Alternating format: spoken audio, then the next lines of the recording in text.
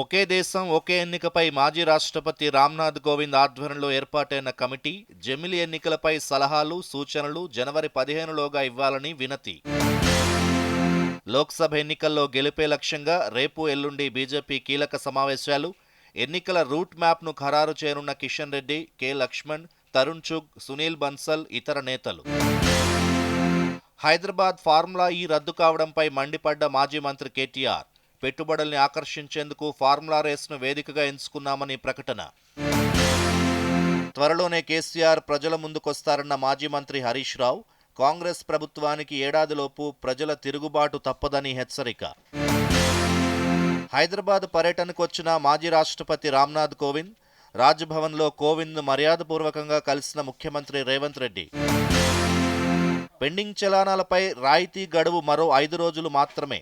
2023 December 5 వరకు రాష్ట్ర వ్యాప్తంగా 3.59 కోట్ల పెండింగ్ చలానాలున్నాయన్న అధికారులు.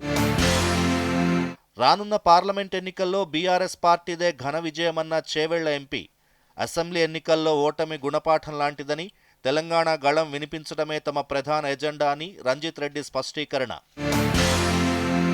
ఆరోగ్య శాఖలో 6,000 పోస్టుల భర్తీకి రాష్ట్ర ప్రభుత్వం సన్నాహాలు. ప్రభుత్వాసుపత్రుల్లో ఖాళీగా ఉన్న పోస్టుల వివరాలను ఈ నెల 8వ తేదీలోగా ఇవ్వాలని అధికారులకు ఆదేశం. సంక్రాంతి పండుగకు మరో 5 ప్రత్యేక రైళ్లను నడపనున్న దక్షిణ మధ్య రైల్వే. ఇప్పటి వరకు వివిధ ప్రాంతాలకు 32 స్పెషల్ రైళ్లను ప్రకటించిన అధికారులు. బాలకార్మిక వ్యవస్థను సమూలంగా నిర్మూలించాలని పిలుపునిచ్చిన రాచకొండ సిపి సుధీర్ బాబు, బాలకార్మిక వ్యవస్థ, మానవ అక్రమ రవాణాపై ఉక్కుపాదం మోపుతున్నామని స్పష్టీకరణ. ఫ్రీ బస్సు పథకంతో హైదరాబాద్లో మహిళలకు మెరుగైన వైద్యం.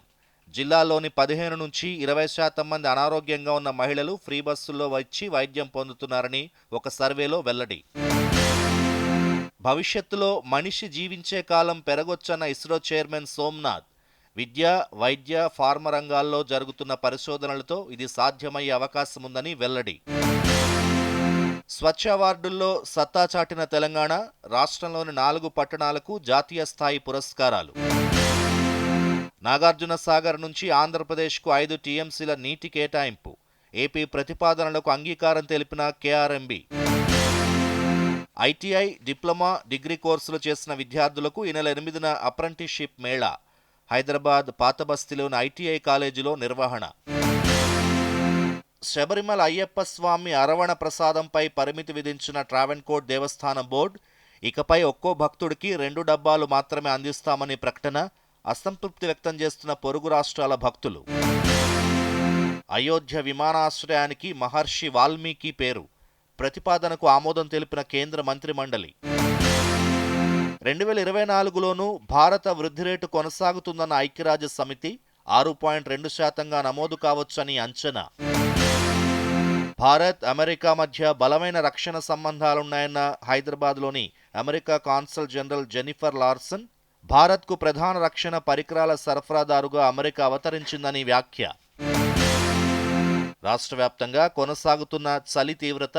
గ్రేటర్ హైదరాబాద్లో రోజురోజుకు పడిపోతున్న ఉష్ణోగ్రతలు.